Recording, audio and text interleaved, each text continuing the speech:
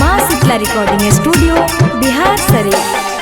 डला वाले के छौड़ी होली में यही से रंगवा चोली में। डला वाले के छौड़ी होली में यही से रंगवा चोली में।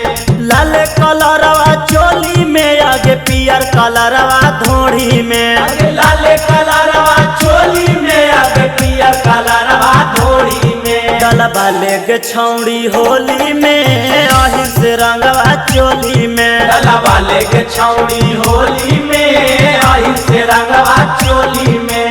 नया भइल साला सोपुरा भइल पीसी हमारे से फासल है सारा के दीदी।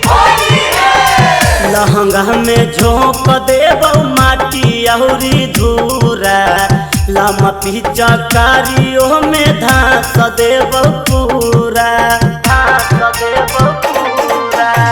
लहंगा में झोंक देबो माटी अउरी धूरा। लम पिचकारियों में धास देबो पूरा।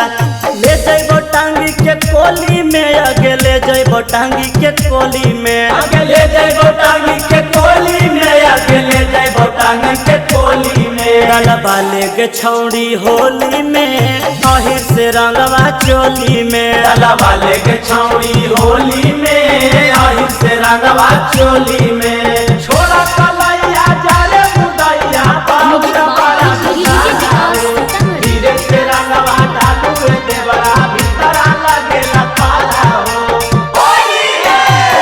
अशोक के होली छौड़ी रखमी तू याद गे। डाली डाली रंग तोरा करबो बहरबाद गे। अशोक के होली छौड़ी रखमी तू याद गे। डाली डाली रंग तोरा करबो बरबाद गे। रंजित डालत घोड़ी में आगे सुनीला डालत चोली में। आगे सोनुआ डालत घोड़ी में आगे चमन डालत चोली में। डला वाले के छौड़ी होली में अहिर से रंगवा चोली में। डला वाले के छौड़ी होली में अहिर से रंगवा चोली में।